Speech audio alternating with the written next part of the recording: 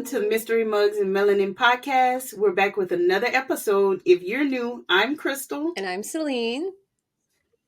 And if you're returning, welcome back to your favorite coffee fueled crime podcast. Remember to like, subscribe, and join us on this journey into the often overlooked cases of women of color. So, how have you been? I've been good. What about yourself? Good, good. You know, the usual work, all of that. Yeah, it's a But I'm, new year. yep. But I'm happy that we're back with more new episodes. Right. So we're back 2024. We're ready to get on it with some new cases. So with that said, Celine, what's in your cup? So, I actually have the cup that we used on our vacation that we went to, but cold brew, iced cold brew.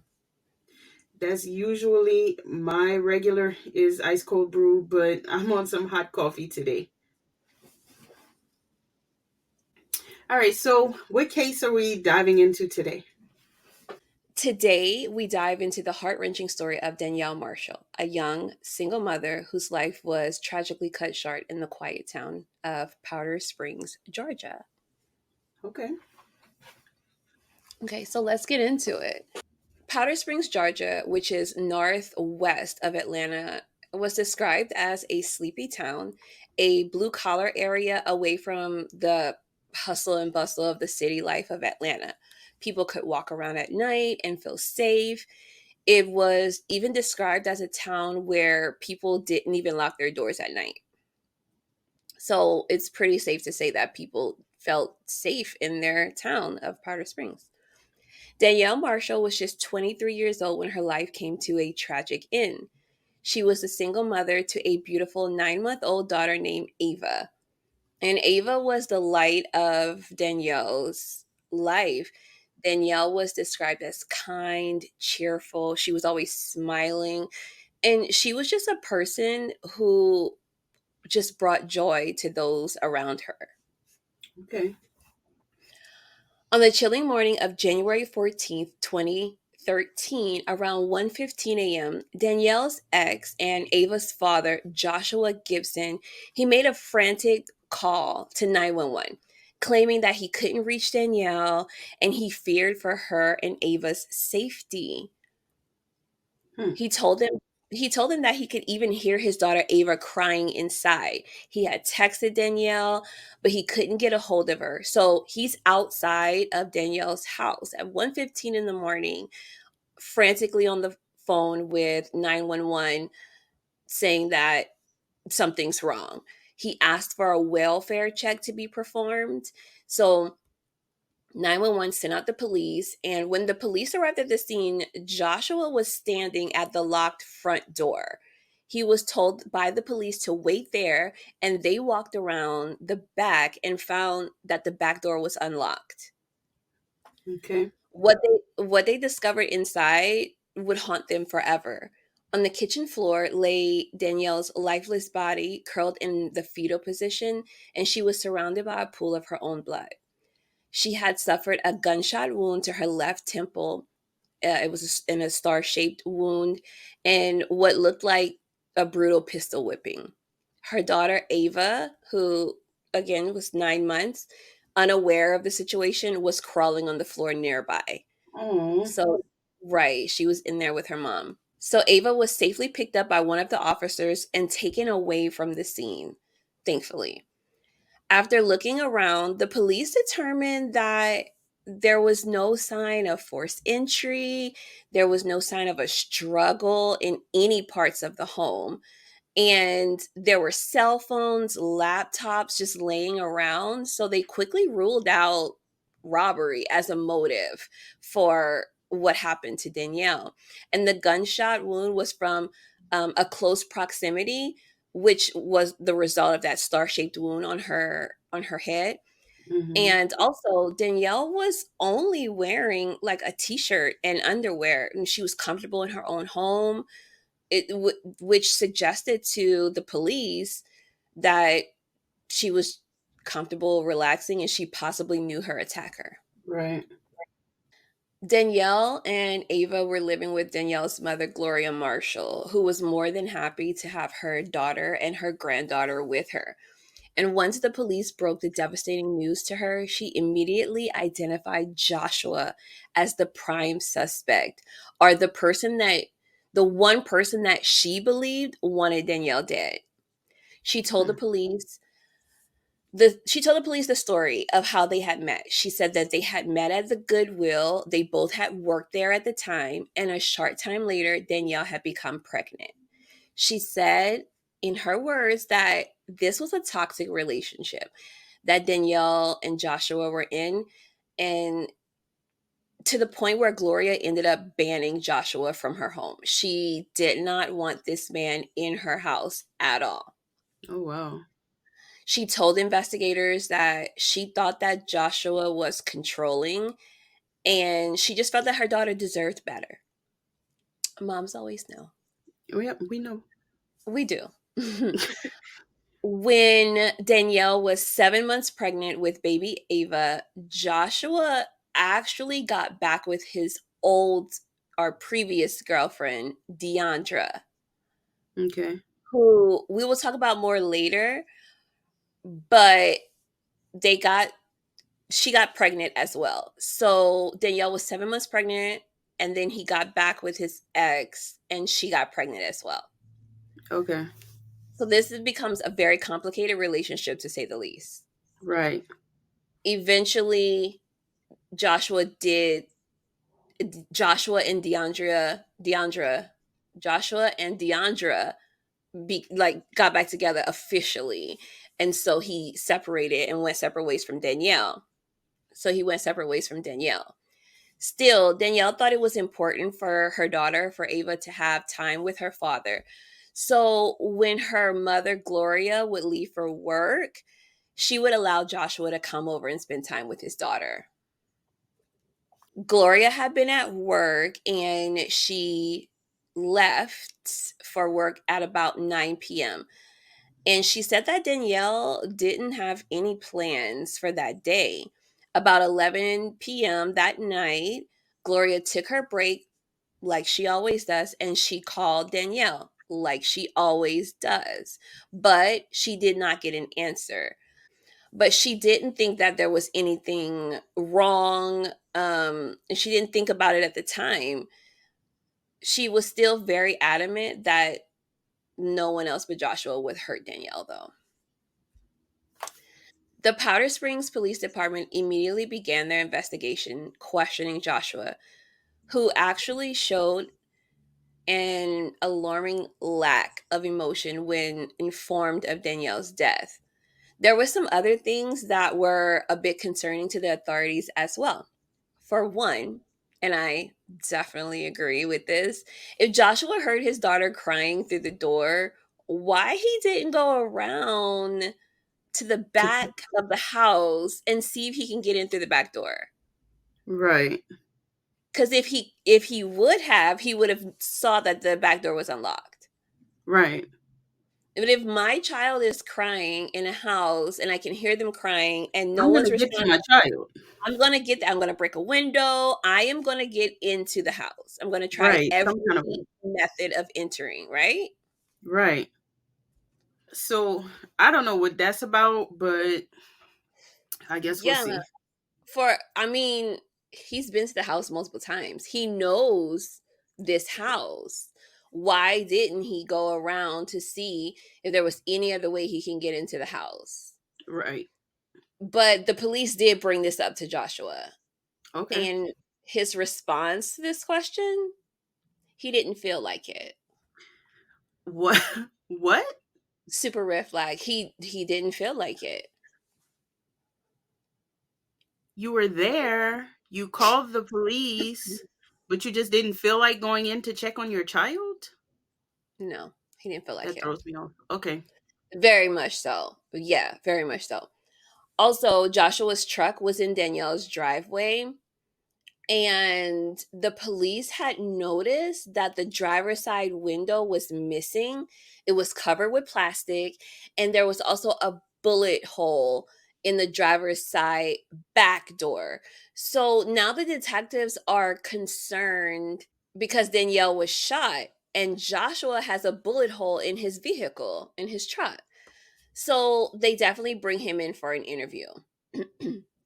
And Joshua tells detectives that he's currently living with Deandra, but he still visits Ava at night when he gets off of work. He visits Danielle and Ava when he gets off of work. He also told them that he and Danielle still maintained a sexual relationship. I don't know why that was important for him to bring up, but he did. My wheels are turning. Yeah, definitely. So they ask him about his timeline. Joshua tells investigators his original plan was to go to Danielle's and visit Ava around 9 p.m. This is about the time when Danielle's mom, Gloria, leaves for work. He got back to his house from work at about 7:30 that night. And then he decided to text Danielle and tell her that he was tired and he wasn't coming over that night. Tonight, I'm not coming over. I'm tired from work, etc., etc. Then his girlfriend, Deandra, came home from work a bit later and then they went to bed. He then said that he just woke up out of the blue around midnight and was like, let me reach out to Danielle and see if I can see my baby, see if I can see my daughter, which kind of also says a lot about his character because it's midnight and because you want at this time of night to visit your daughter, it's okay. And you text her mom, like, I want to see my child. You know what I And mean? what baby cares about seeing anybody at At midnight at midnight. 8 months? That Exactly. baby should be to sleep. Exactly. Exactly. And Deandra didn't find that weird. Supposedly she's still asleep. Oh, okay. So he's like texting. So, okay. So he texts Danielle and she doesn't respond. I mean, it is midnight, but he says that she doesn't respond and he tells that this is not normal for Danielle to not respond to him because she basically always has her phone in her hands, according to Mhm. him. It's glued to her hand. So he decides then to wake up the girlfriend, Deandra, and tell her, I've been trying to reach Danielle. She's not answering. Something's wrong. She has my daughter. I need to go check it out. And which is, I don't know. If I was in a situation, if you were the ex girlfriend, would you just be like, okay, sure, yeah, go at No, midnight? Yeah, no. I agree. Now, So, if no, because if somebody's not answering the phone at midnight, and because I was about to say, like, if you're concerned they're not answering the phone, then maybe go check on them. But at midnight, people are sleeping, so I would just true. be like, call in the morning, leave them sleep, call in the morning, and then you can go check on them. But we're Right. not getting out of bed at midnight. I think I would be the same way unless like my partner was like super adamant like no, I really feel something's wrong. Okay, let's go see. Let's go. Let's go Right. check on them. This is your child. Together. Let's go. Right, exactly. But I guess she's like, okay, go ahead. So he goes check it out. He leaves. He arrives at around 1 a.m. to Danielle's home and he tells the police that he knocks on the doors and windows and there was no answer.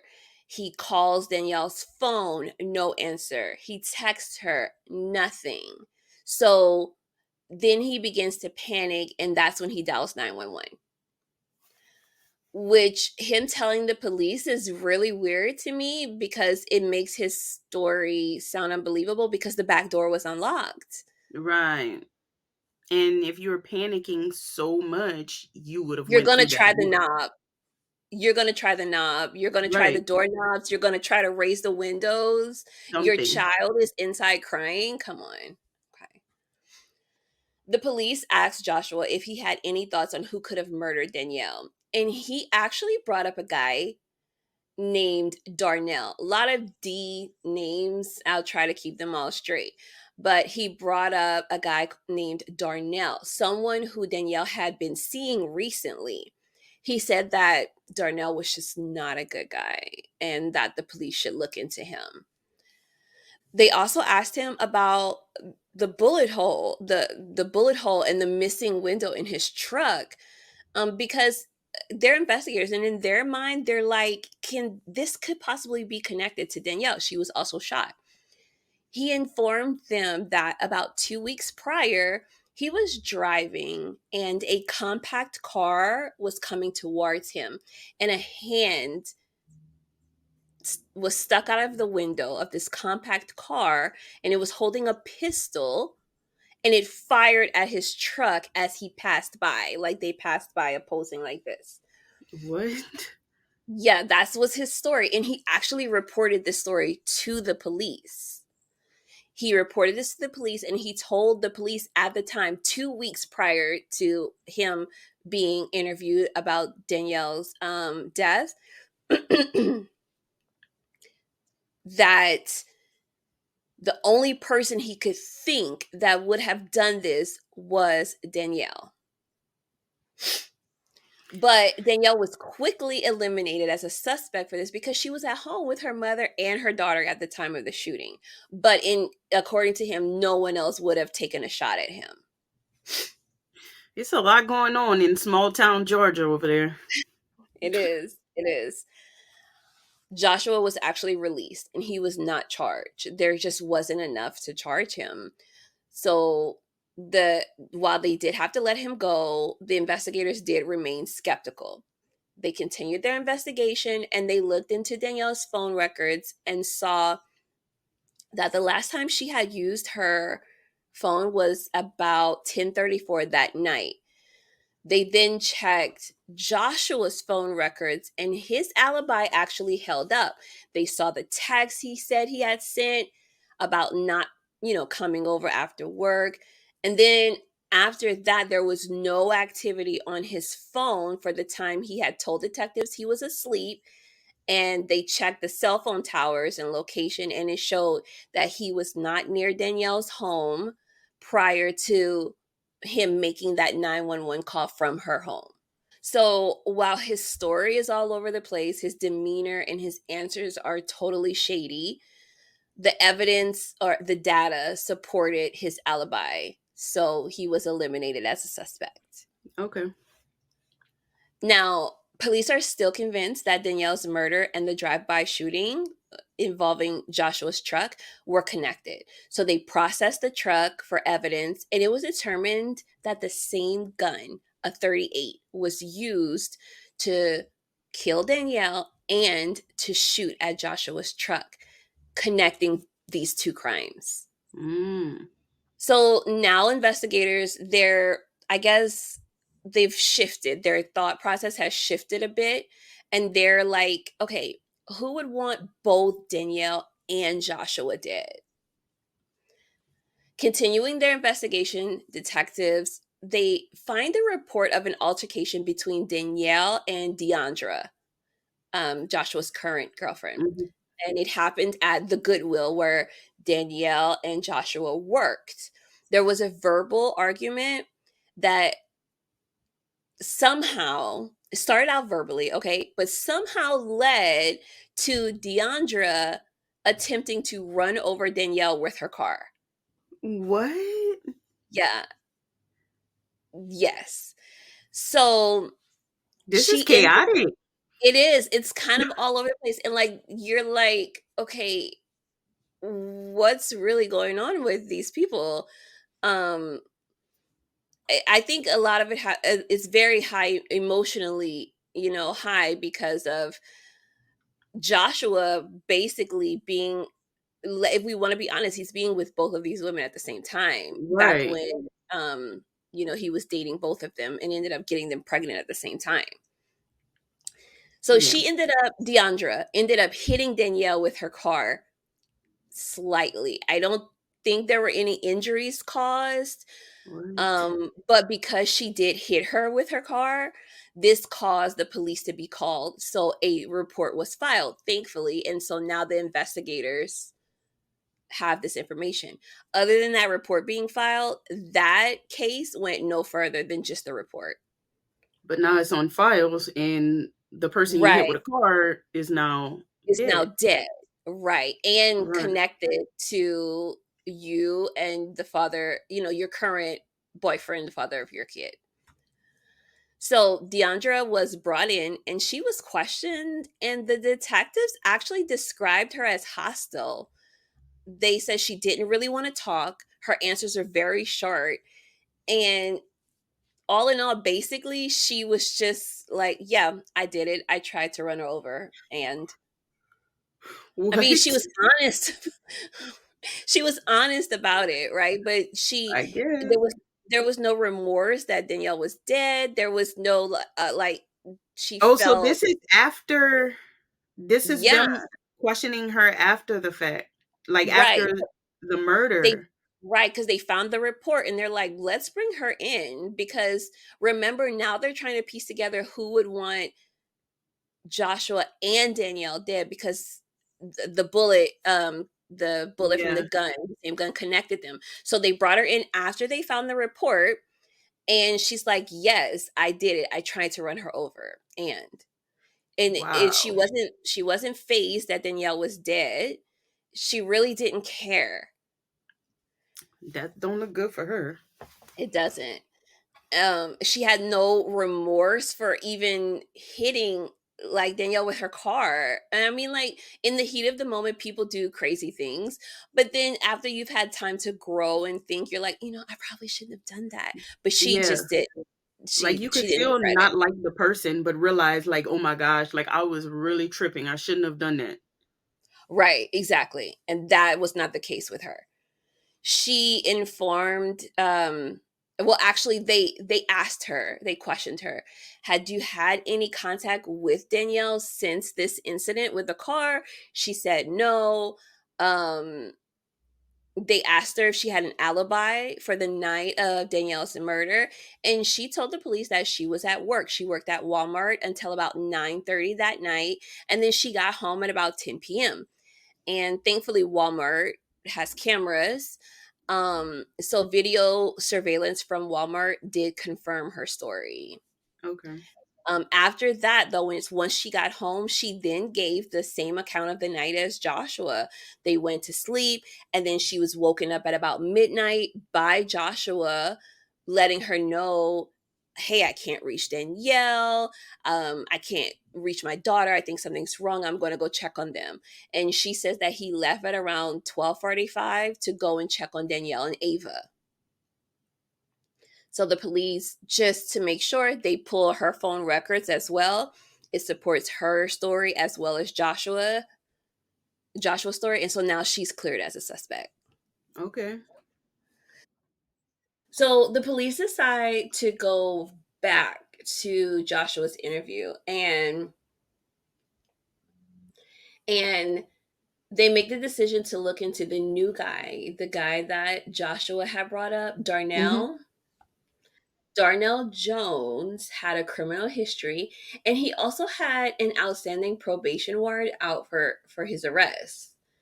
So now they're thinking they have a new suspect, and might be kind of difficult to find him because of that active warrant. So when they've done a little bit of like research and trying to locate him, and it's taking a little while, but when they were finally able to reach him, the police told him that they would not arrest him for his warrant. They just really needed to speak to him in regards to Danielle. He actually agreed, and when he sat down with the police, he seemed genuinely sad and devastated that Danielle was gone, that Danielle was no longer here. He said that he enjoyed their time together, but it didn't work out because Joshua was in the picture. Hmm. According to Darnell, Joshua was extremely controlling and also incredibly rude and aggressive, sometimes to the point of becoming violent with him. Mm. So Darnell decided to take a step back from his relationship with Danielle because she wouldn't let Joshua go. Like I mentioned before, she thought it was important that her daughter Ava had a relationship with Right. Joshua. So detectives asked Darnell straight out, "Did you try to kill Joshua?" He's saying these negative things about him, and it kind of seems like Joshua ruined his chances of having, a decent relationship with Danielle. And he said, "No, I didn't try to kill Joshua. Why would I?" They then asked him about the night of Danielle's murder. He told them that he was in a hotel room with maybe 3 to 4 other people partying all night until he got a ride and went back to his current girlfriend's house. Okay. The police did look into it. His alibi was confirmed. He was nowhere in the area of Danielle's home the night she was murdered. So now Darnell Jones is eliminated as a suspect. Okay. Now, yeah, exactly. Now the detectives are out of suspects. They need new leads, new suspects. They decide to look over Danielle's phone records again, more detailed, and this time in her email again as well. And this time they notice a conversation that is kind of sexual in nature with a Hmm. guy, and he sent a few racy photos to Danielle, sexual in nature.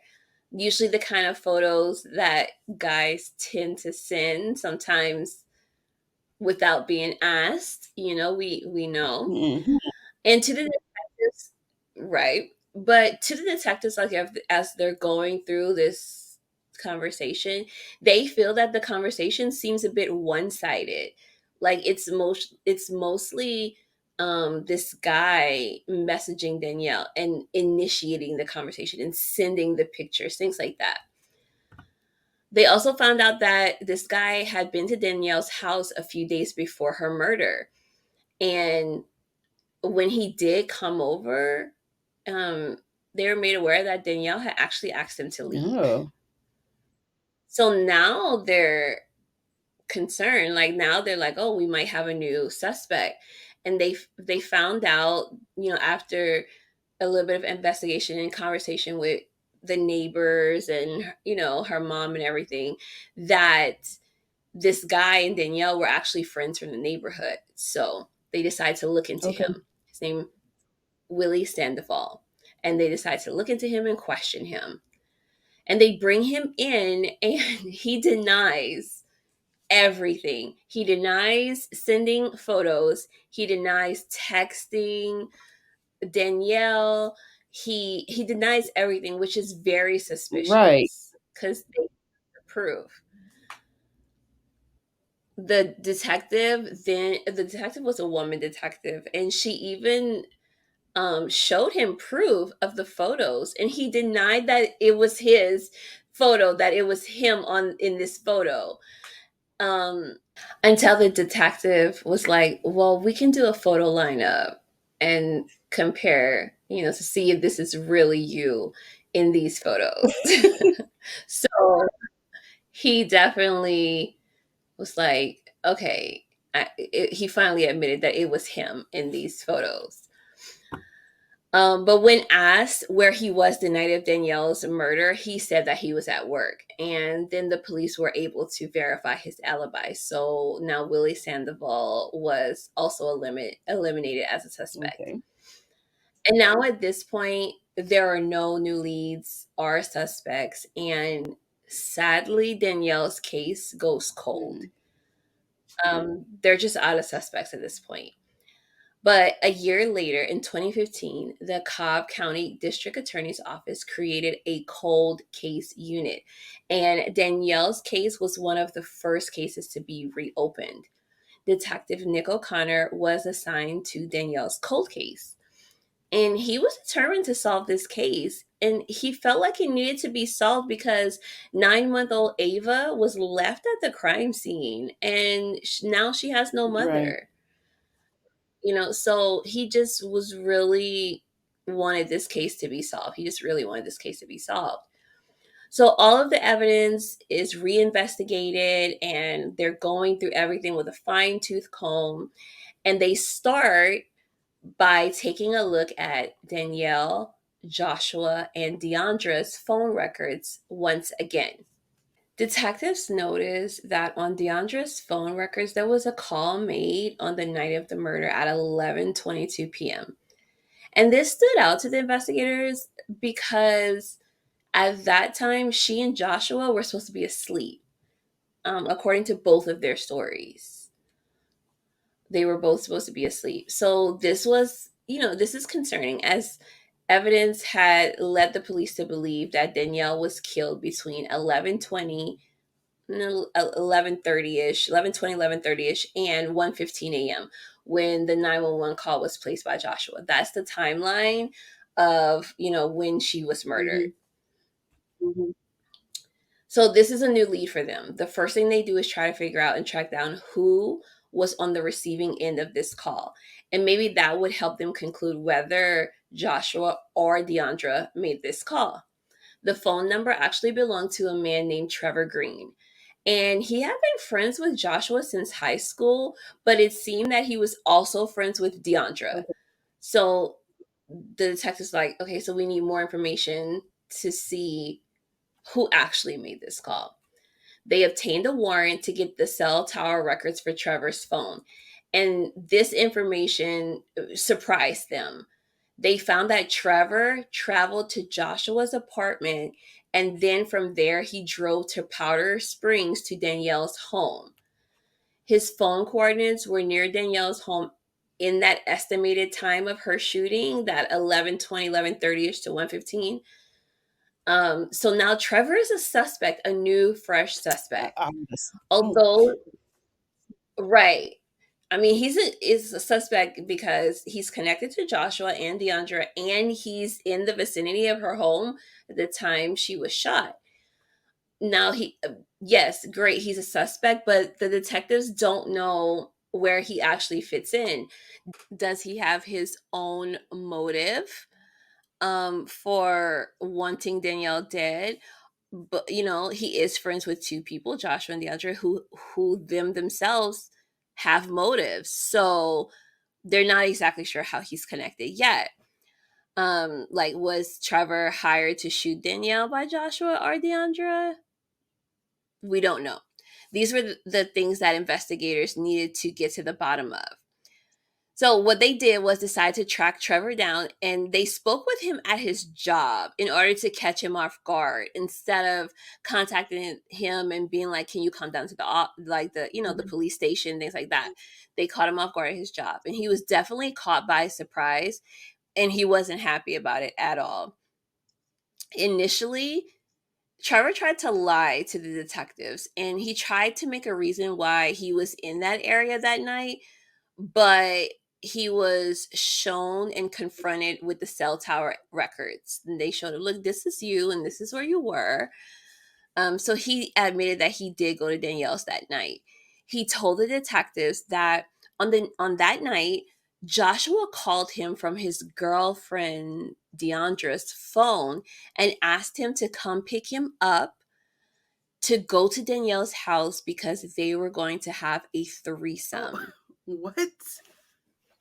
That was, yes, that's the reasoning that Joshua gave to Trevor at why he's asking him to take him there after 11 p.m. at Oh night. my gosh. Okay. But Trevor says that Danielle was shocked and upset by this. When they arrived at her house, she was not expecting them to come to both be there.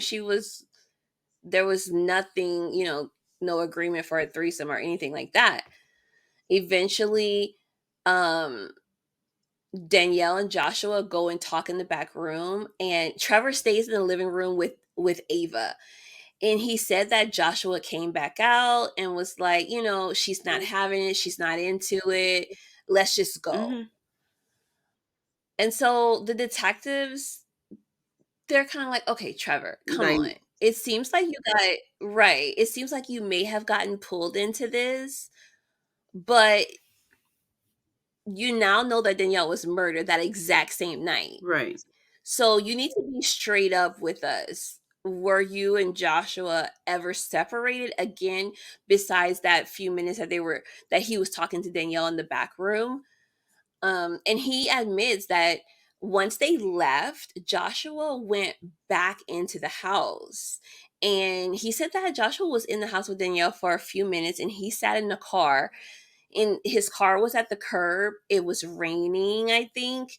I don't know if it was like storming, but it was raining. And he just put on the music and just sat in the car at night and waited for Joshua to come back.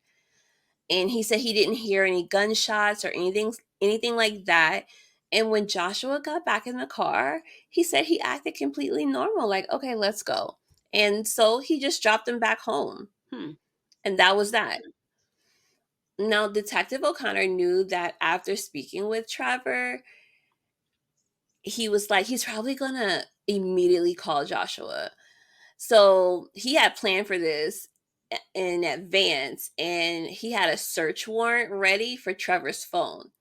So when it seemed like the detectives left, Trevor um, did exactly that. He called Joshua, and he went off on Joshua, asking, what did you get me involved in? What's going on? The police were here, and Danielle and everything. What's going on? And Joshua was kind of cool about, through the whole conversation, but he just told him, I didn't kill Danielle, but I know who did. Now, the police have this information because they had the search warrant for the phone, so they were able to, you know, listen to this conversation. And now they feel like this is a break in the case because Joshua had been denying the entire time. It's been over a year now, but he's been denying the entire time that he had any knowledge of what happened to Danielle. But here he was telling his friend Trevor, I know who did it. And at the same time, he's corroborating Trevor's story that he had, in fact, been to Danielle's house before making that call to 911. He never denied anything that Trevor said. Like, what are you talking about? I didn't go to Danielle's house. He basically corroborated the But story. didn't And but he now, never told the detectives any of this. no, none of this. And then again, denying that he knows anything. Oh, it could be Darnell. Oh, I don't know. But telling Trevor, oh, I know exactly who did Right. it. So now, alibi completely destroyed. He destroyed his own Mhm. alibi, basically. This elaborate alibi he had created with the text and going to sleep and waking up Deandra, calling 911, all broken. Many people had commented on how controlling Joshua was and that he wanted more control of his daughter. um it, it basically how often and things like that, and how much time he got to spend with his daughter. um you know Danielle was in charge of that because the baby Ava lived with her. Mhm. So he had even said in his interview with police that Danielle controlled everything about his daughter. And in the 9 months she had been alive, he had never been able to be alone with Ava without Danielle being there. So he had even mentioned this. So it seems like he wanted, mm, I don't know if he wanted more time, more control, or custody of Ava, and then he decided that he needed to get Danielle out of the way to do this. No, if that's So here, if that's his thought process and if that's how he is, then she had good right to be, in control of her daughter. present, exactly, in control and present for Right. every visitation. So he comes up with this elaborate plan. He cancels his plan to go to Danielle's to visit Ava. His girlfriend Deandra comes home at about 10. They go to bed at about 11. He then pretends to be asleep so that his alibi sticks together. So Deandra thinks he's asleep. He's pretending that he's asleep. Then at 11:22, he sneaks and uses her phone and calling Trevor. It's like he assumed that police wouldn't check Deandra's phone, but he knew that they would check his phone records. Mm-hmm. So, Trevor's coming to pick him up. He's in a different vehicle. No one's going to notice that his truck is in the neighborhood because he visits often, to see his daughters, see Mm-hmm. Danielle and Ava. And so they arrive at Danielle's around 11:41. They go in. Joshua's using this ploy of a threesome, and Danielle's, no, she's not having it, and she's understandably upset about this. Like, it's almost midnight, and you come through talking about a threesome, and your 9-month-old daughter is here as well. Yes, and It's furthermore, Trevor isn't. He's not too bright because no. what friend No. is calling you to say let's have a threesome with the mother of my child while my child is Mhm. in the house? Like, come on, Trevor. What kind of people are Yeah, y'all? but come pick me up from my current girlfriend's house so I can go to my old girlfriend's house who has my baby and we can have a threesome. I would be. I mean, Like I know I'm. I don't know, but I feel like I'll be like, no. this is weird, dude. Like, you just called me out the blue about it. So I definitely Yeah. understand. I'll be like, no. Okay. Now, Joshua and Trevor leave and they go back to the car. But Joshua says, "Oh, hold on. I need to go back in for a minute." Trevor's in his car. He's chilling. He's listening to now loud music. He's not really paying attention to what Joshua may or may not be doing. He just know that Joshua told him, "Hey, I'll be right back." Joshua leaves Trevor in the car and he's able to just get back into the house pretty easily. Um, he probably just walked out and is like, hold on, and turn around. I don't even know if Danielle had even time to lock the door or anything like that. You know what I mean? So he's able to get back into the house and he confronts Danielle in the kitchen and he has a gun already. The gun goes off and misses because they did find an extra bullet like in a kitchen cabinet or something. So after he misses, this is when he hits her with the gun. Remember, there was evidence of pistol whipping when they found her. So he hits her with the gun, and now Danielle is on the floor. And while she's on the floor, he shoots and kills her. By the way, his baby is in this house, like in the next room. Terrible. So, right, by 12:15, he's back home. He gets in So he bed left the baby next to Deandra. alone. He left his own baby. Exactly. He's next to Deandra. He texts Danielle from his phone, knowing that she won't respond. Right, and this is where the story comes in. Of he wakes up his girlfriend, and oh my gosh, she's not answering. This is where he's solidifying his alibi, right? Hmm. And he's making it so all the pieces fit together. At 12:45, he leaves the apartment, he drives to Danielle's house, and he calls 911 at 1:15 in the morning, where we began with, the story. That is So, a a lot. lot because honestly, he had actually a smart plan. I mean, yeah, it when you think about it, as much as I don't like the guy and I think he's Of the scum, earth. but right, but if executed properly, he really had a good plan. Yeah. Unfortunately, it was a good plan, but fortunately, he involved somebody else who was able to, Destroy right. his alibi, basically. Yeah. Now investigators are putting everything together, including the drive-by shooting. We can't forget about the shooting, the bullet in his truck. Excuse me, the bullet hole in his truck, which turns out was actually Joshua shooting his own truck so that he could blame it on Danielle and get custody of his daughter. So he had been planning ways to get her out of the way so that he can have his daughter to So himself. he was going to try to put her in jail so he could have the baby. or at the Yes. least make it look like she was violent. Right, Mhm. and shooting at him, maybe That possibly trying to kill him. that's crazy.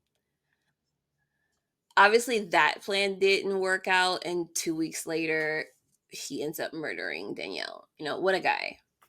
That is He murdered the mother of his daughter because he couldn't get his way. Basically, that's what it is. he didn't deserve any type of custody of this child.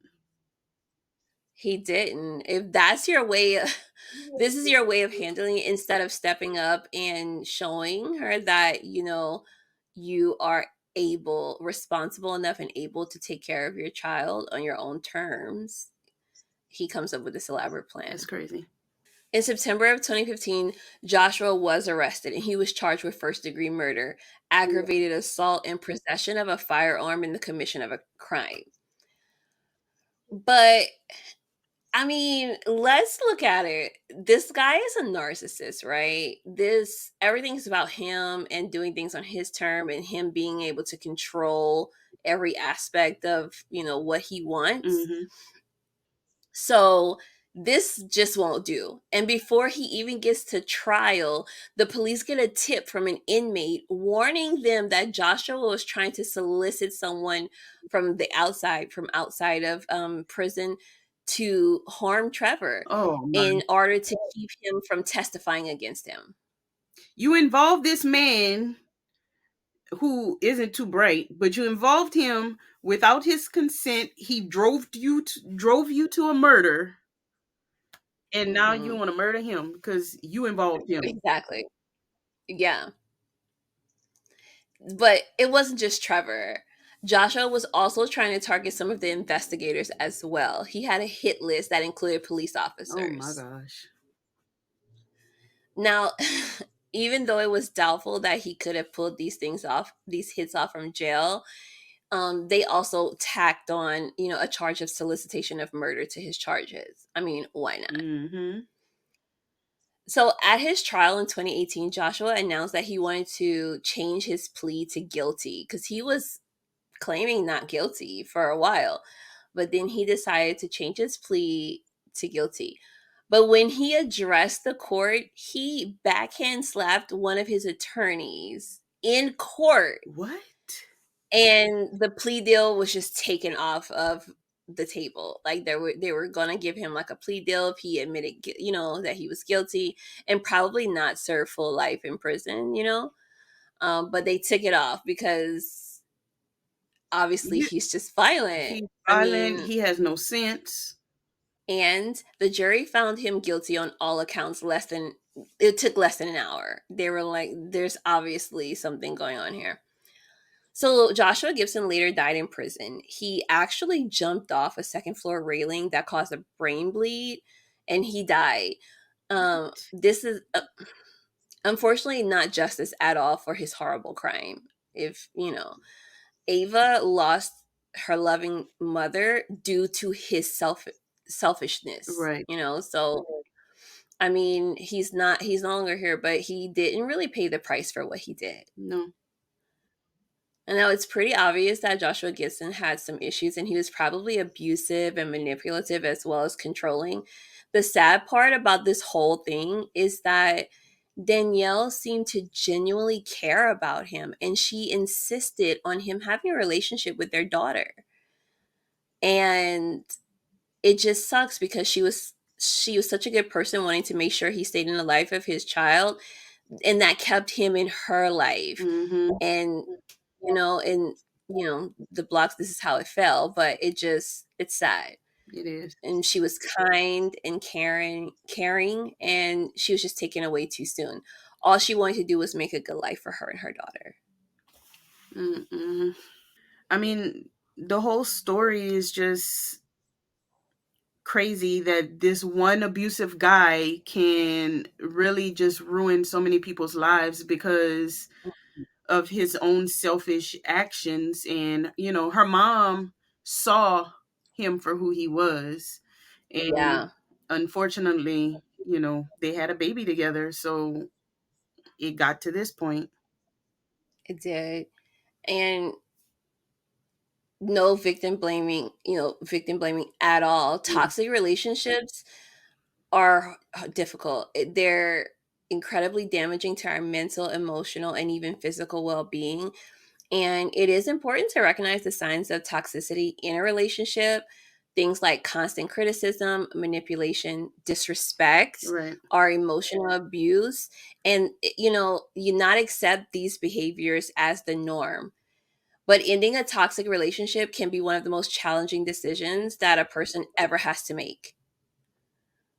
It might be a friend, it might be a family member or a romantic partner, but regardless of who it is, remember that, you have the strength and the right to protect your own well being and happiness. Yes. And as difficult as it may be, saying goodbye to a toxic relationship is an act of self love and self preservation.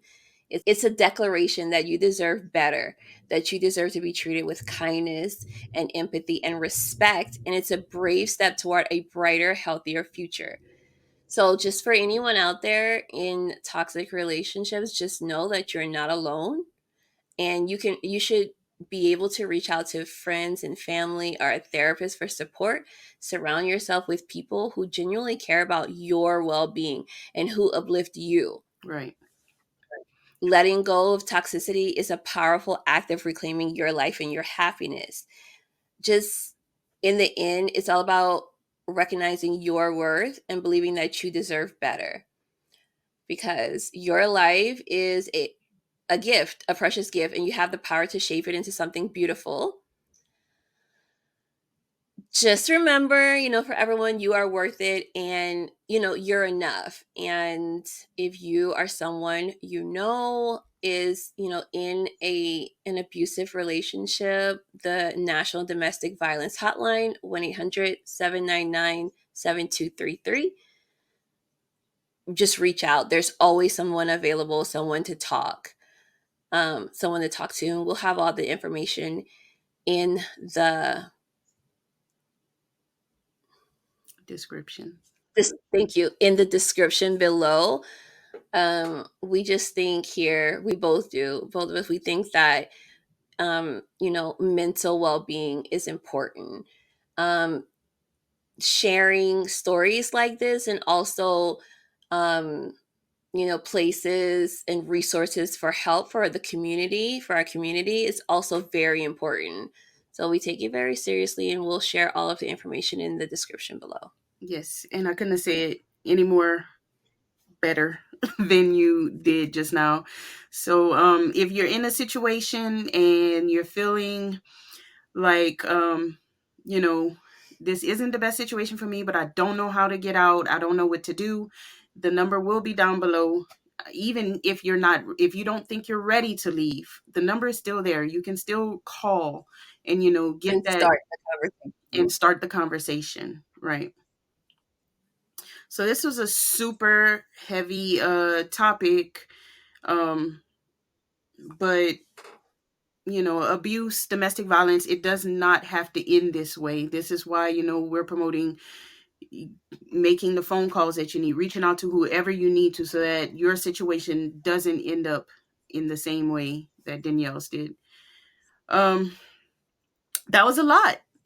That was a It lot. was a lot. And tell us what you think in the comments,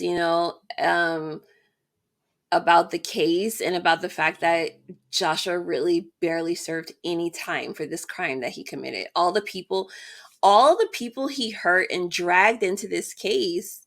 You know what I mean? Like, how many times during this that I say, okay, they eliminated this person as a suspect. They eliminated this person as a suspect. And the worst of all is little Ava, who had to grow up without her mom. Right. Right. All right, y'all. As heavy as this topic was, we do appreciate y'all for taking the time to have a cup of coffee with us. If you have enjoyed or appreciated this video, go ahead, give it a like. Also, come back again, subscribe, and hit that bell notification so that you're notified every time we post a video, which will be every Sunday. And we appreciate y'all for being here. We'll see you guys next time. You too.